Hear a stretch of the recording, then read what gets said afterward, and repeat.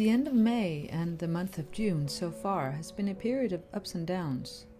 Smaller scale ones, so I'm grateful for that at least, though some larger ones are lurking in the background. But I guess life in general is a series of ups and downs and lots of in-between moments. The ebb and flow of life. When I encounter a challenge these days, I try more and more to discern whether I can do something about it, or whether it's something I need to try to accept because it's beyond my control. If the latter is the case, I know I must try to muster a sense of non-resistance to it within myself. I try also to see if there's something I need to learn from it, all of which is a constant ongoing process because none of it is easy. At this stage, I'm working hard in the garden, still believing in creating my yearly version of paradise by doing the various small jobs that need tending to. Tying up the clematis to the pergola, mowing the lawn, weeding the various beds, and pruning the roses. First with a rather brutal hedge trimmer, then more gentle pruning shears.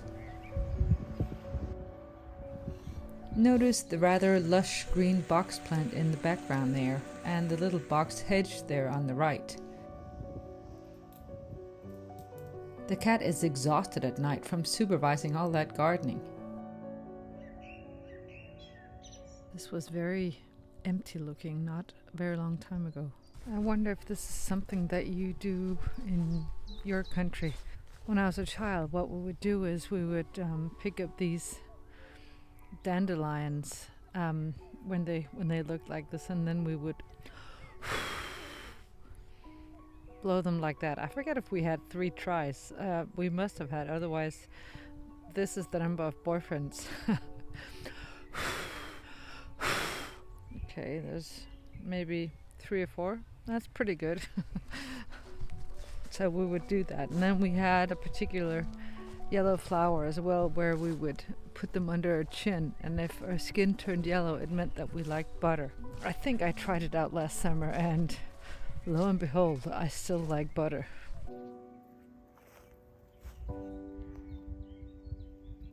The cows are back in their field, and I go check on them a couple times every week. When you live in a city, albeit on the outskirts, it feels so calming to have cows nearby. Today I saw one cow chasing another, and then they broke into a sprint. A somewhat rare sight.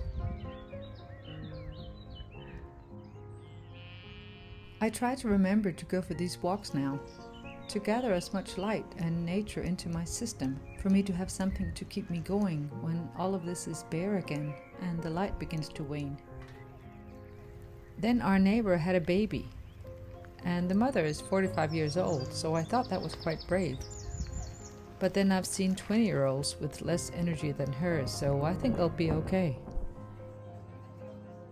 I've balanced the gardening with some socializing, a weekly trip to a food stall market with my daughter, where we typically order Greek or Thai or Middle Eastern food, and a rosé festival with a friend, though the event has grown and is to me no longer the intimate wine tasting gathering we first attended a few years ago, but a rowdy festival with the requisite loud music, so my friend and I decided to do our own thing next year.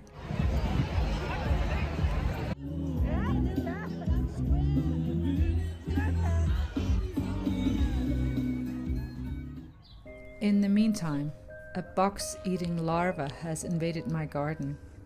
First one plant was infested, then all of them. Plants that were tiny when I planted them years ago. This one is completely dead. Oh my god.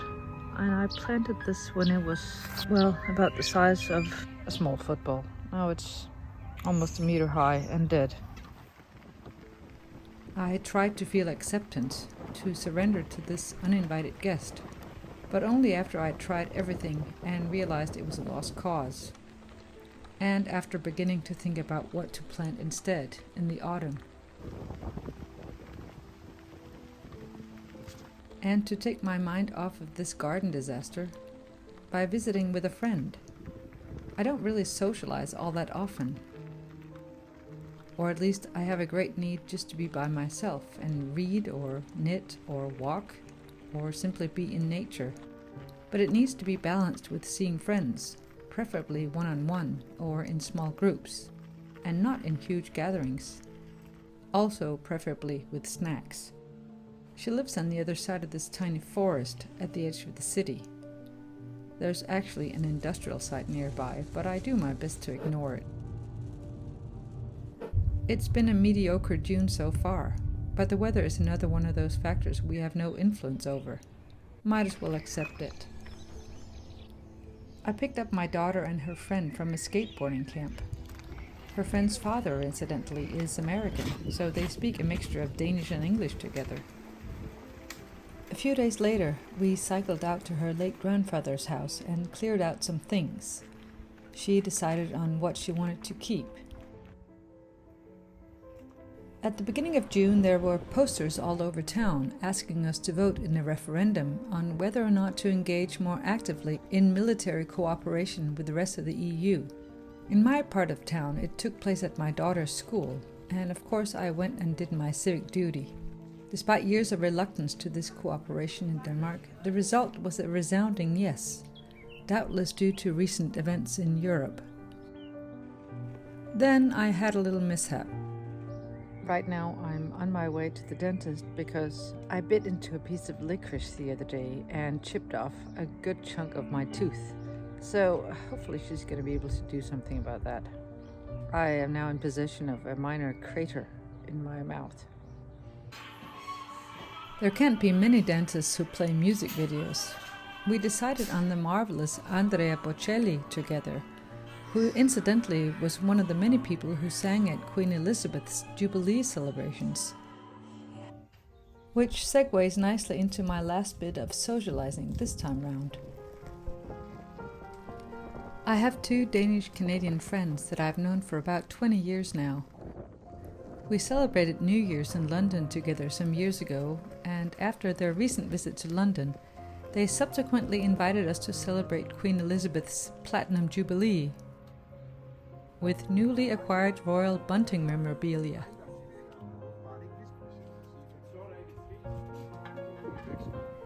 We heard the British national anthem and ate cake and scones.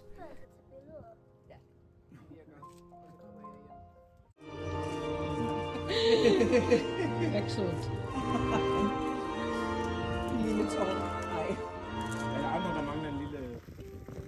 It was altogether delightful, and I felt grateful to have friends who would organize something like that.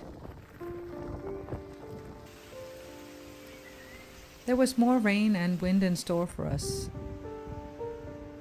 and one of the box plants now looks like this.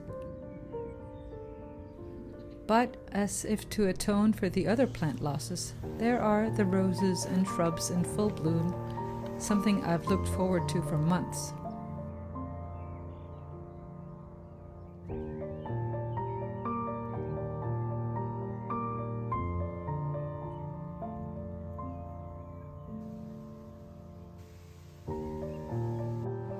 I'll leave you with a night view of the garden and say thank you so much for stopping by to watch my videos, for liking or commenting or simply just being here. It means a lot to me.